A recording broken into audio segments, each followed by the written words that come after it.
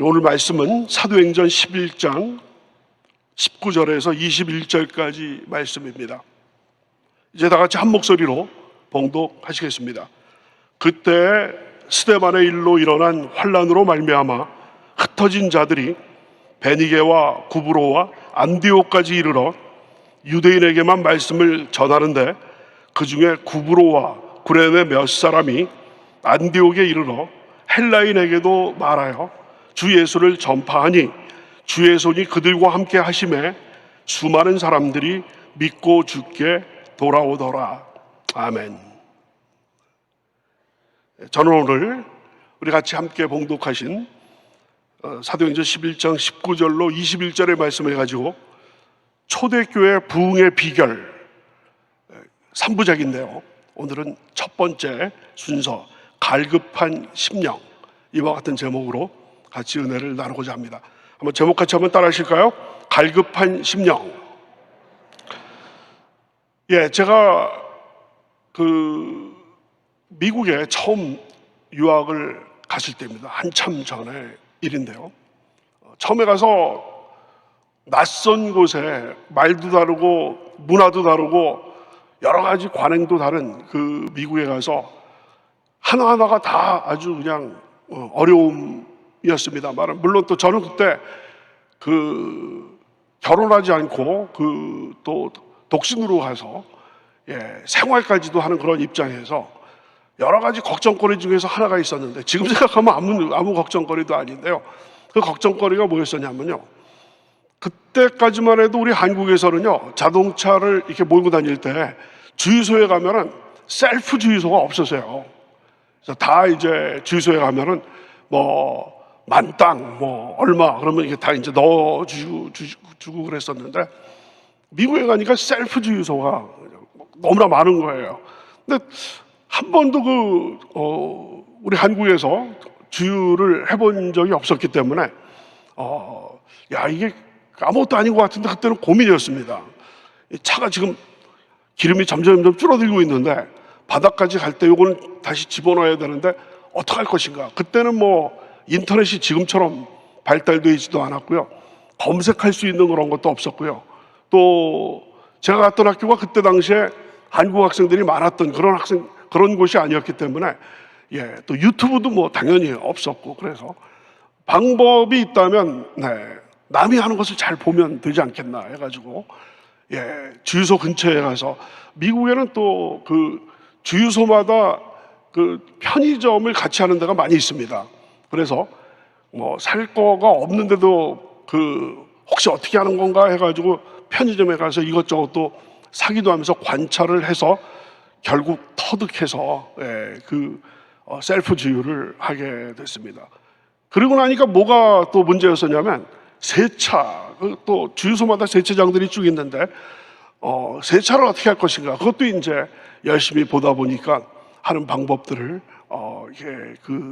배우게 됐습니다. 그래서 미국에서 유학 생활을 처음 하면서 생활을 이렇게 이것저것 적응하면서 다른 분들이 하는 것을 보면서 따라하면서 한 것이 어깨 넘어서 배운다는 그런 말처럼 그런 적이 여러 가지가 있었는데요.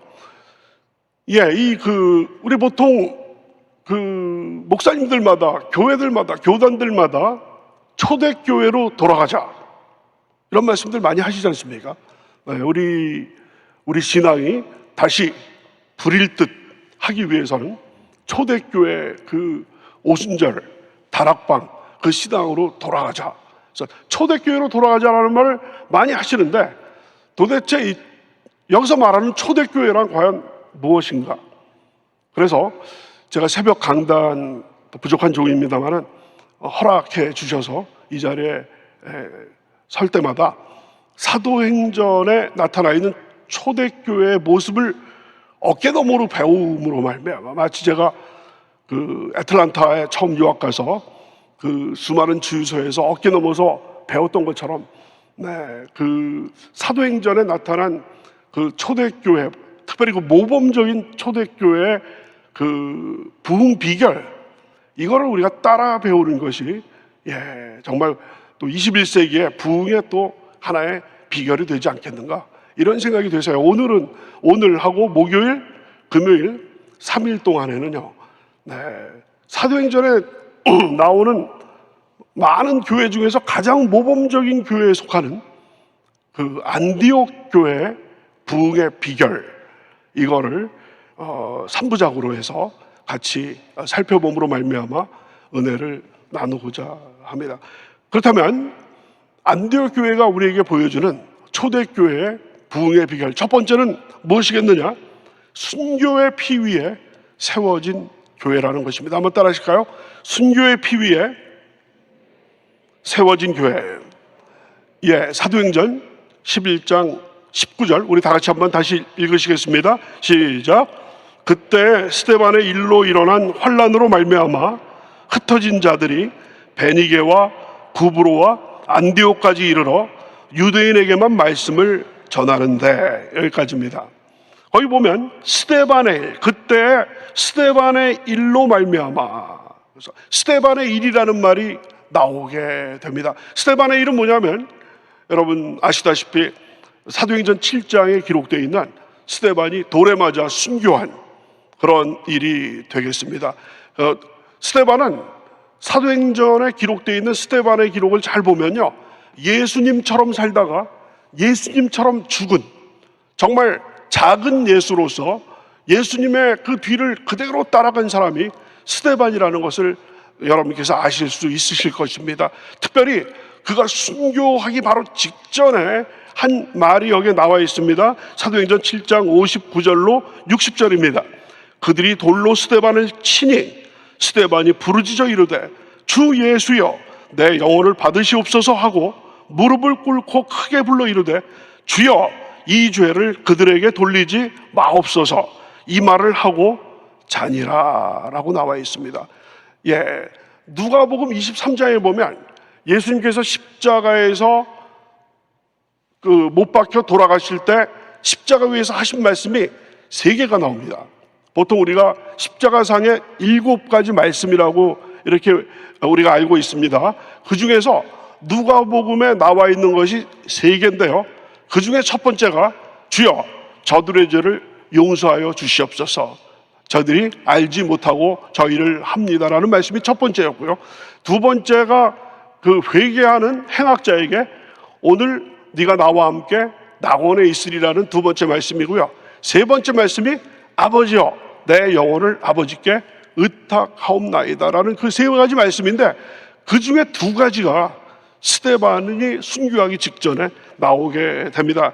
여기에 주 예수여 내 영혼을 받으시옵소서, 주여 이 죄를 그들에게 돌리지 마옵소서. 정말 예수님처럼 살다가 평생을 예수님처럼 죽어가는 스데반의 모습을 볼 수가 있습니다. 그런데 안디옥의 복음이 처음 증거되는 그 순간에 스데반을 기억 소환해서 스데반의 일로 일어난 환난으로 말미암아 라고 해서 그 스데반의 그 순교의 피가 안디옥에까지 이르게 됐는데, 그 스데반의 순교의 피는 더 멀리 거슬러 올라가면 갈보리 십자가에서 피 흘리시고 살찌 깨우신 우리 예수 그리스도의 그 순교의 피, 예수님의 그 십자가의 그 피가 흘러넘쳐서 그 스데반에게까지 가고, 그것이 흘러넘쳐서 결국은 이방인의 첫 지역인 안디옥까지 흐르게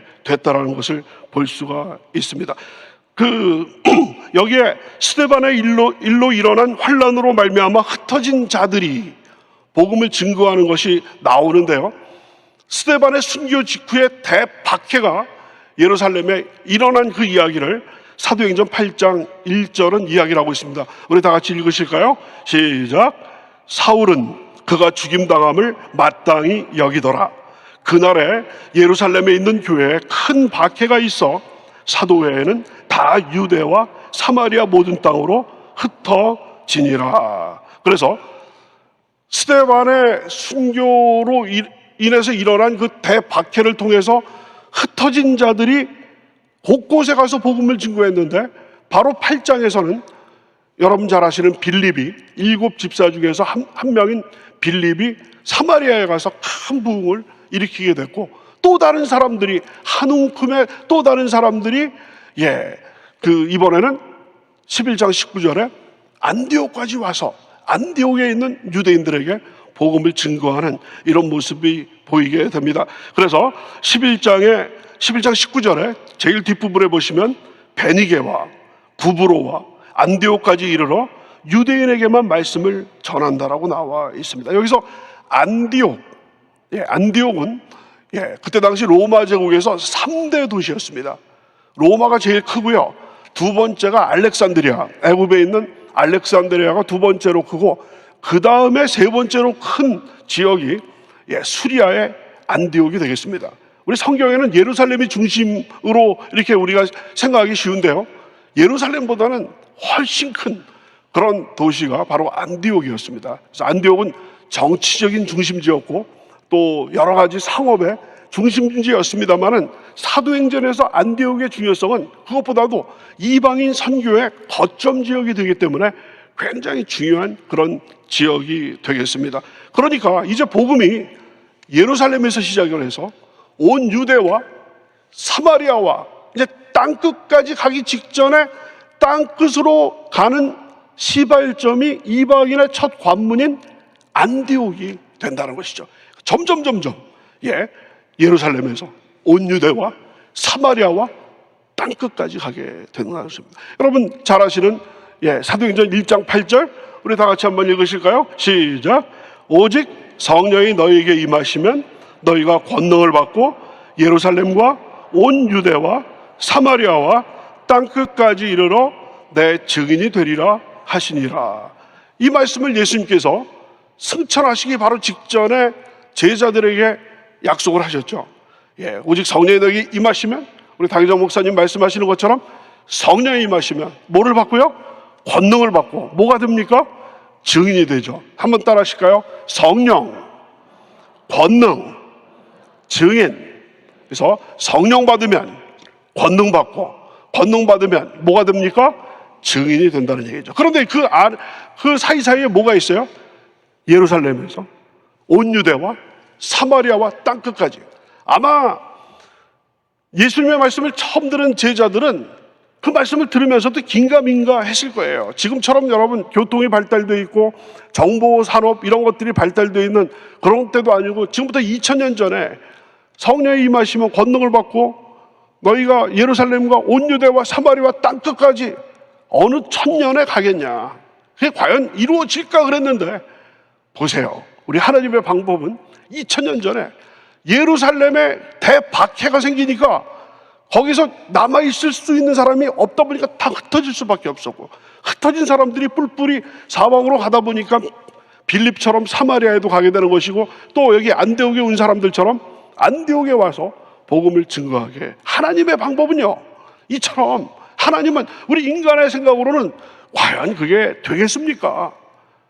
의문을 제기할지 몰라도 우리 하나님께서는 약속하신 것을 1.1획도 틀리지 않고 그대로 진행해 가시는 신실하신 분인 줄로 믿습니다.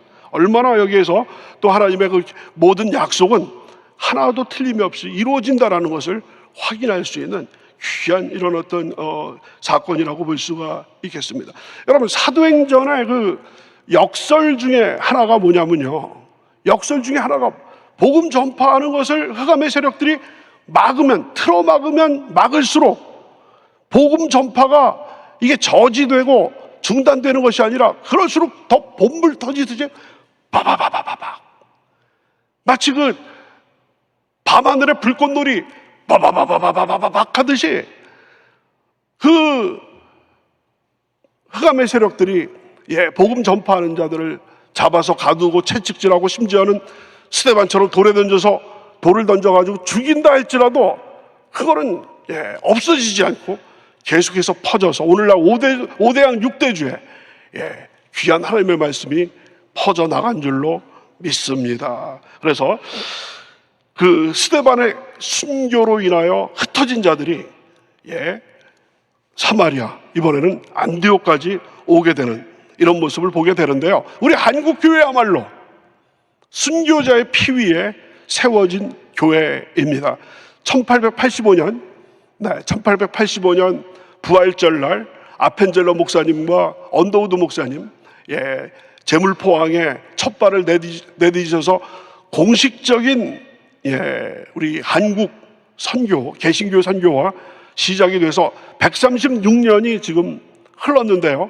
그 지난 136년 동안 우리 한국 근현대사의 그 굴곡진, 그런 어떤 현대사의 흐름 속에서 구한말, 또 일제강점기, 6.25를 거치면서 수많은 그 순교자들이, 여러분 손양원 목사님, 주기철 목사님 뿐만 아니라 수많은 평신도, 우리 오순절 교단의 박헌근 전도사님까지 수많은 그 순교자들의 피가 있었기 때문에 그 위에 우리 한국교회가 정말 2000년에 교회사에서 그 유래를 찾아볼 수 없을 정도의 폭발적인 성장과 부흥을 일으키게 됐던 것으로 우리는 믿고 있습니다. 이처럼 안디옥 교회는 그 시작전부터 순교자의 피 위에 세워진 그런 교회로서의 모습을 보여주고 있습니다. 두 번째 비결은 안디옥 교회는 이방 지역에 세워진 첫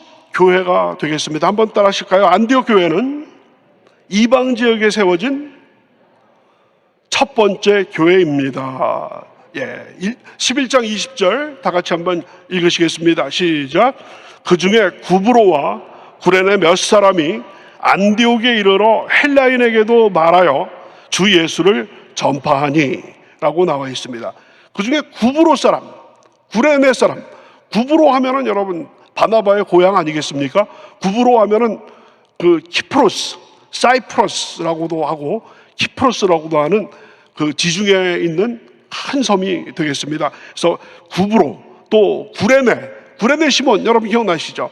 구레네는 오늘날의 그 북아프리카의 리비아 그쪽 지역이 이제 구레네가 되겠습니다. 그러니까 구브로와 구레네 몇 사람이 안디옥에 이르러, 그 다음에 중요한 말이 나옵니다.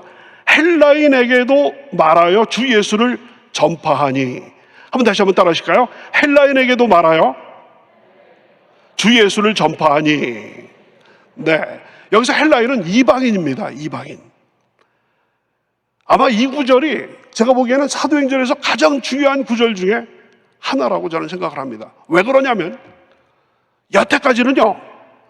여태까지는 그 복음이 예루살렘과 온 유대와 사마리아 그 지경, 그러니까 팔레스타인 지경, 쉽게 말씀드려서 이스라엘의 경계 내에서만 복음이 전파됐고요. 이방인들이 구원을 받았다 할지라도 그 안에 있는 사람이 구원을 받았습니다.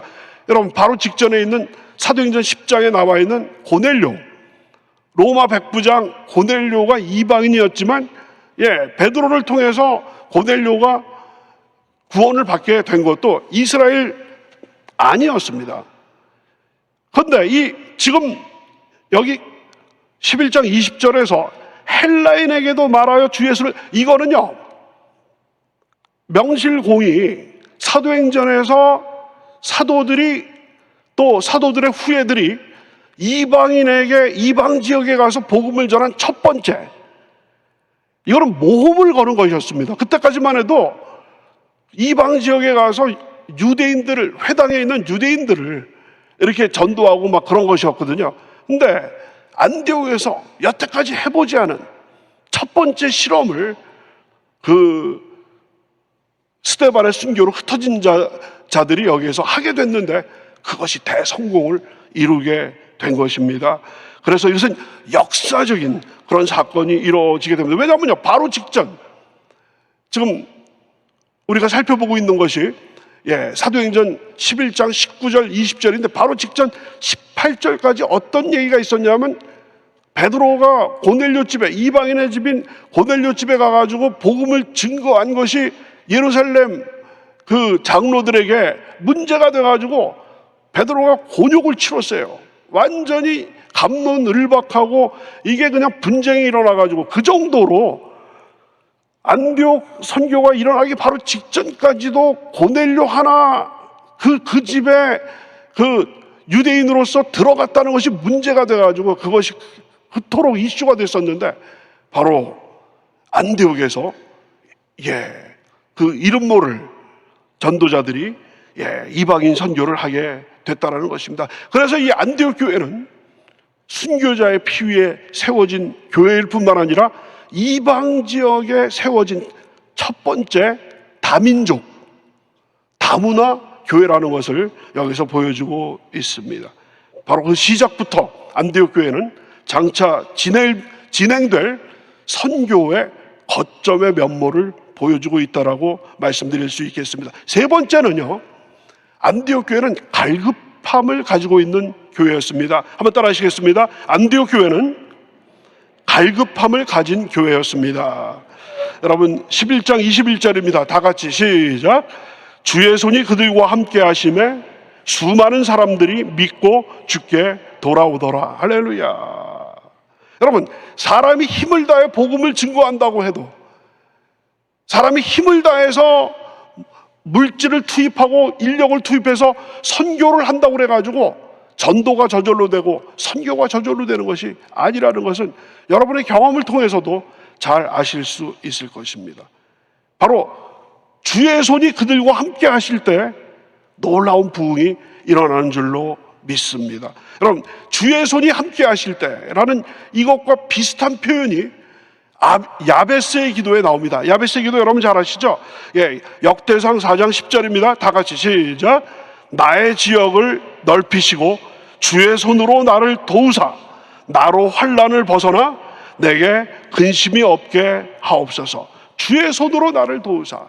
여기 지금 안디옥에서도 주의 손이 그들과 함께 하심에 수많은 사람들이 믿고 주께 돌아오더라.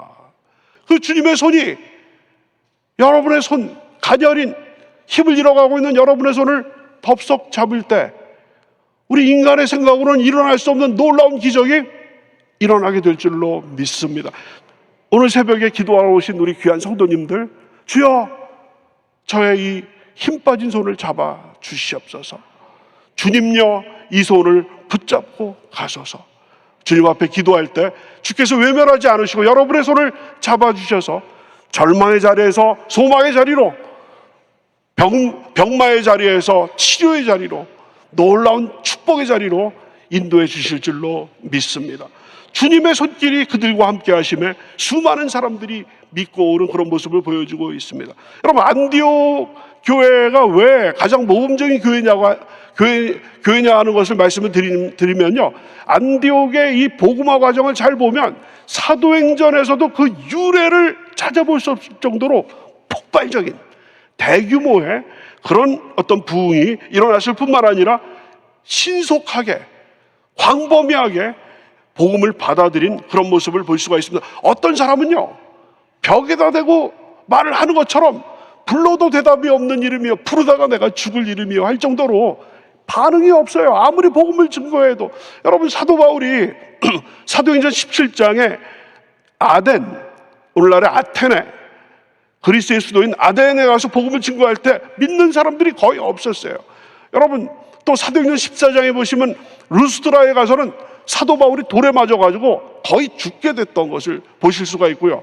또 사도행전 17장에 보시면은 베레아에서는 사도 바울이 하도 핍박이 심해가지고 야반도주, 밤에 살짝 몰래 빠져서 아덴으로 갔던, 이렇게 사도행전 기록을 보면 가는 곳마다 사도 바울이 목이 터져라 하고 그 열정적으로 복음을 증거를 해도 받아들이기는커녕 돌을 던지고, 그 아덴 같은 데서는 아주 냉소적으로 또 완전히 불신앙으로 가득 찼었는데, 유독 안디옥에서는 복음이 증거되자마자 완전히 요원의 불길처럼 그 복음화의 불길이 활활 타오르는 모습을 볼 수가 있습니다. 예수님 때도요, 예수님 때도 고라신, 벳세다, 가버나움, 아주 세계 유명한 지역이죠.